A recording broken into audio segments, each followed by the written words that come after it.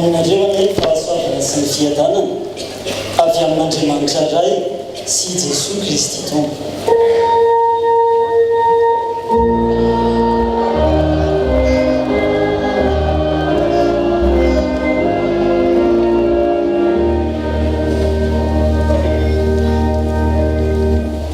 Alahady fahatelo manaraka ny epifaniany io ny soratra masina voalahatra ho vakiny araka ny Perikio fanekena taloha boky ny Malakipa aminany Malakitoko voalohany ho vakina manomboka amin'ny andiny fahaenina.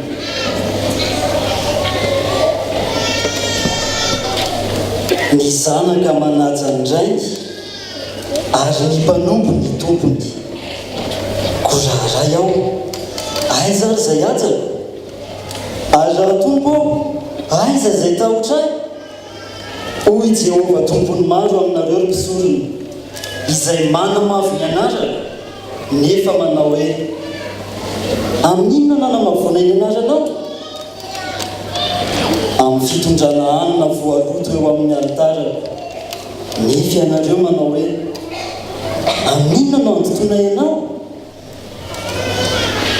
Amin'ny fanaovanareo hoe ny latabatry Jehova dia fanazimbazimba ary rajamba no entinareo vonoina atao fanatitra tsy ratsy hoe zany ary raha mandrika sy marary no entinareo tsy ratsy hoe zany atero anykoverora manapaka anao ake zany moa sitraka nafity aminy va ianao hoy Jehova tompony maro.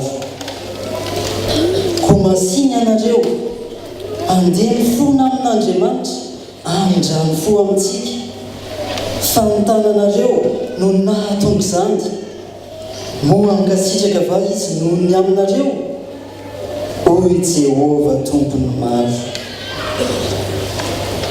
Hotohizana ao amin'ny fanekena vaovao taratasy ho an'ny Hebreo toko fahafolo ho vakina manomboka amin'ny andiny ny fahaenina amby roapolo.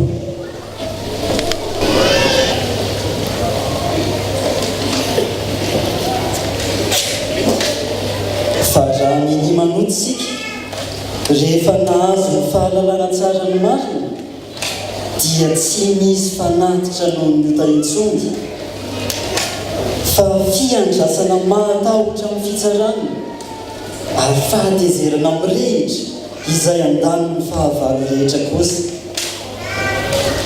izay manohitra ny lalàn'ny Mosesy dia maty amin'ny tenin'ny vavolombelona roa na telo ka tsy asiana famindram-po. Manao ahoana kosa azy no hamafy ny fampijaliana ataonareo tokony hiatra amin'izay nanitsaka ny zanak'Andriamanitra ka nanao ny rano fanekena izay nanamasinana azy ho zavatra tsy masina sady naniratsira ny fanahy ny fahasoavana.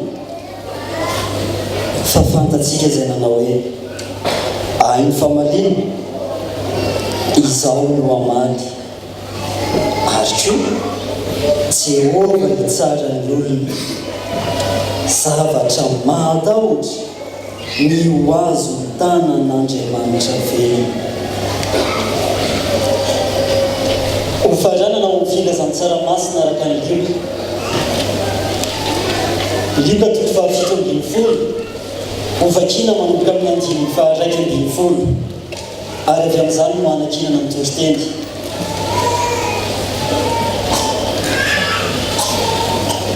Amin'ny anaran'i Jesosy Kristy tompo.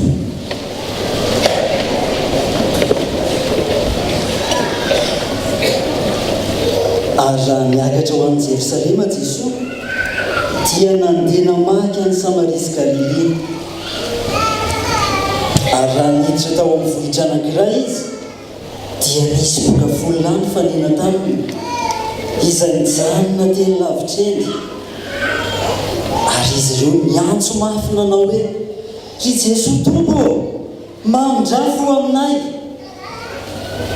Ary raha hitan'ireo dia hoy izy taminy mandehana nisehoa amin'ny mpisorona.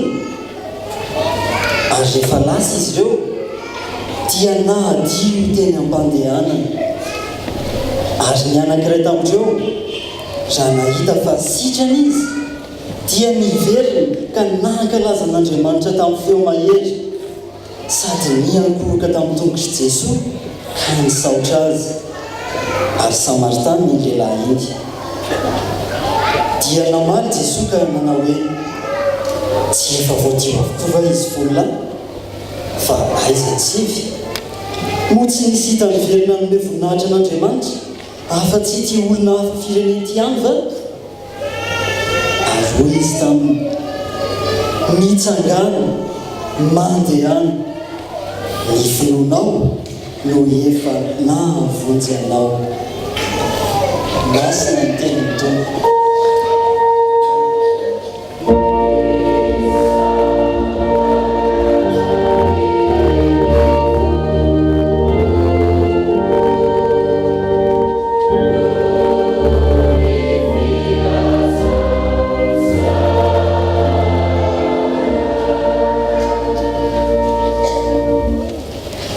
Dia mbola misaotra anao indray zay Andriamanitra rainay no nafahana namaky sy miaino ny teninao izay nampianatra anay fa ny fahatahorana anao tomponay no mahatonga anay hiaiko fahotana.